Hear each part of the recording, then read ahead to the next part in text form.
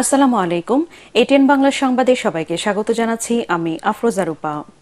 লাখো মানুষের ঈদ যাত্রায় সড়ক মহাসড়কে যানবাহনের প্রচণ্ড চাপ শুরু হয়েছে। জ্যাম না থাকলেও ধীর গতিতে চলছে সব যানবাহন।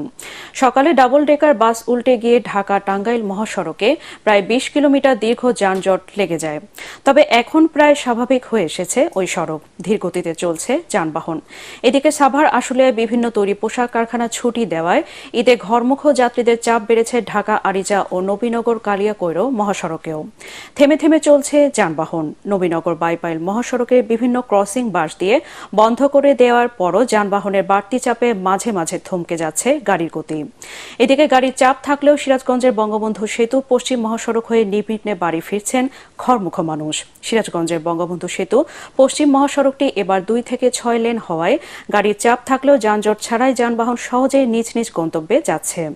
একই চিত্র ঢাকা চট্টগ্রাম মহাসড়কের। এ সড়কেও যানবাহনের চাপ বাড়লেও এখনো পর্যন্ত স্বস্তি নিয়ে বাড়ি ফিরছেন যাত্রীরা।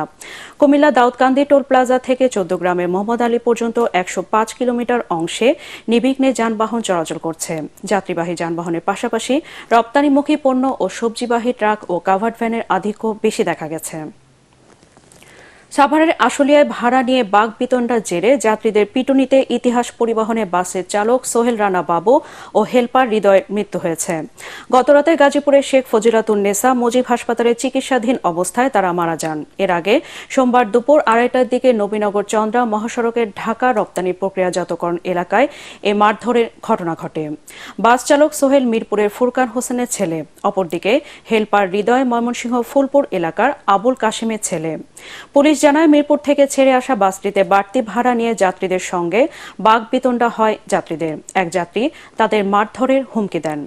পরে বাসটি মোজারমিল এলাকায় পৌঁছালে কয়েক যুবক বাসে উঠে চালক ও হেলপারকে মারধর করে। তারা গুরুতর আহত হলে অন্যান্য যাত্রীরা তাদের স্থানীয় হাসপাতালে ভর্তি করে।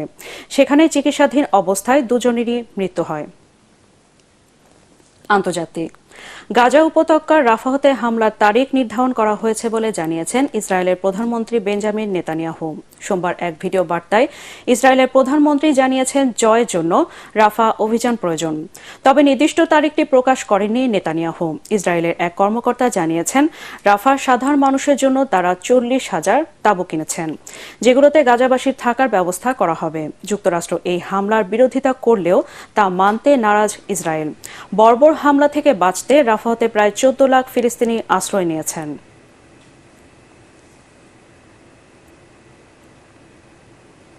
খেলার খবর।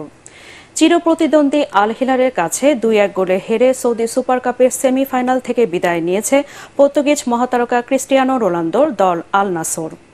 অবশ্য সুপার কাপের সেমিফাইনালে দাপটের সঙ্গে জয় পেয়েছে আল হিলাল। গোলশূন্য প্রথমার্ধের পর খেলার ৬১ মিনিটে আল হিলালকে এগিয়ে দেন সালেম আল দাওসারি। দারুণ সব আক্রমণে আল নাসরকে ব্যতিব্যস্ত রাখা আল হিলাল ব্যবধান দ্বিগুণ করে খেলার ৭২ মিনিটে ম্যালকমের কল্যাণে ২ গোলে পিছিয়ে থেকে ম্যাচে ফেরার মরিয়া চেষ্টা করে আল নাসর। কিন্তু ৮৫ মিনিটে রোনালদো লাল কার্ড দেখে মাঠ ছাড়লে আর লড়াইয়ে ফিরতে পারেনি তারা। শেষ দিকে সাদিও মানে একটি গোল শোধ করলেও দলের পরাজয় ঠেকাতে পারেনি। দর্শক, পরবর্তী সংবাদ দেখার আমন্ত্রণ জানিয়ে এখনকার মতো শেষ করছি। এটিএন বাংলা সংবাদ ইউটিউবে দেখতে ব্রাউজ করুন youtube/ATN বাংলা নিউজ। ধন্যবাদ সবাইকে।